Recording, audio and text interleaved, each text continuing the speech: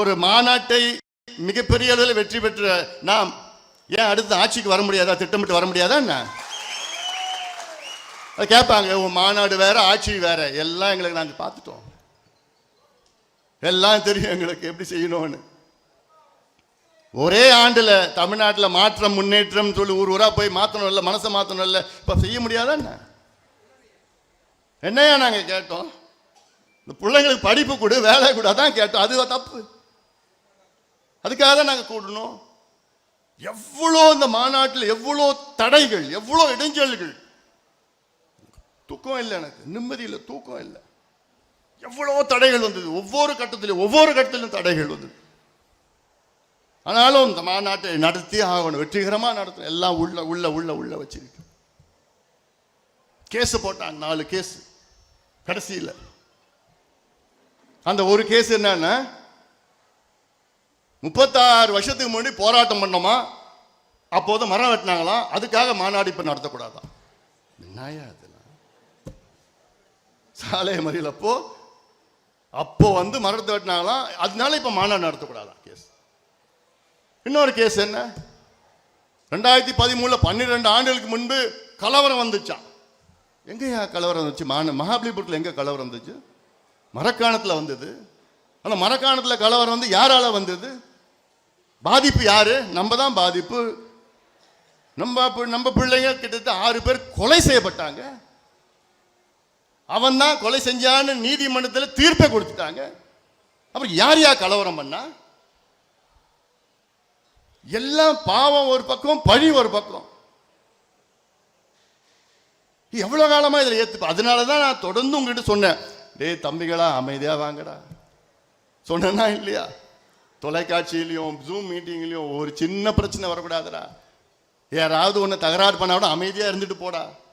இப்ப நீ காட்டுறது வந்து நீ சத்திரியனா சாணிக்கேனா, மாநாடு முன்னாடி பண்ணணும், அமைதியா இருக்கு. விவேகம் தான் வேணும். வேகம் அப்புறம் பார்த்துக்கலாம், நேரம் வரும். வேகம் வரப்போ எப்போ நீங்க வேகமா இருக்கணும்னு அப்போ நான் சொல்றோம், அப்போ வரும், நேரம் வரும். நமக்கு வேலை நடக்கணும். எனக்கு என்னன்னா அடுத்தடுத்த ஆண்டுகள் நடத்தணும், மாநாடு நடத்தணும். ஒரு சின்ன பார் 36 வருஷத்துக்கு முன்னாடி சம்பவத்தை எடுத்துருச்சு, மாநாடு நடத்தணும் கேஸை போடுறான். ஏன்னா இதுல ஒரு சின்ன சம்பவம், ஒரு சின்ன அசம்பாவிதம் எதுவுமே இல்லை.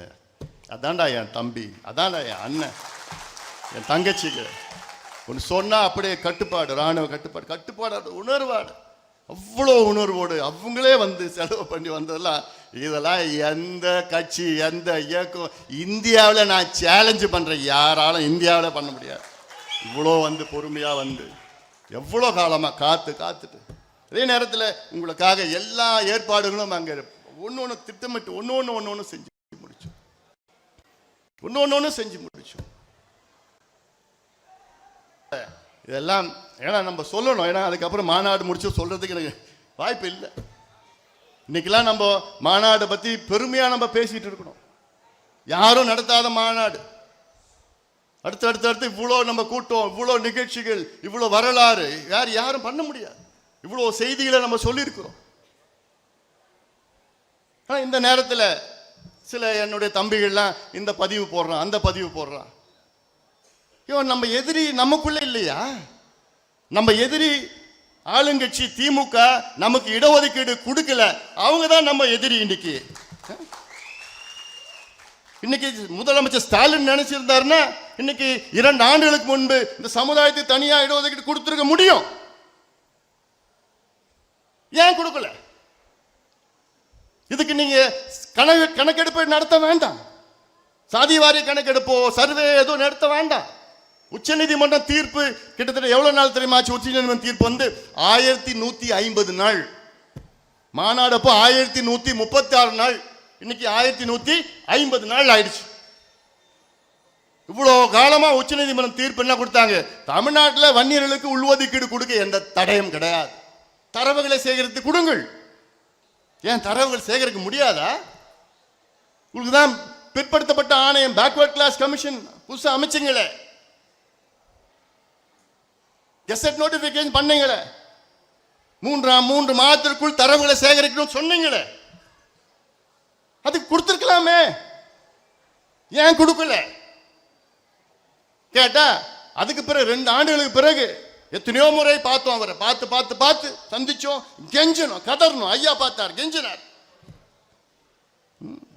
கொடுக்குறேன் ஐயா, கொடுக்குறேன் ஐயா, என்கிட்ட கொடுக்குறேன், நிச்சயமா கொடுக்குறேன். பிளே ஸ்டோர் மற்றும் ஆப் ஸ்டோரில் இருந்து பாலிமர் செயலியை QR கோடு மூலம் பதிவிறக்கம் செய்யுங்கள். செய்திகளை உடனுக்குடன் பெறுங்கள்.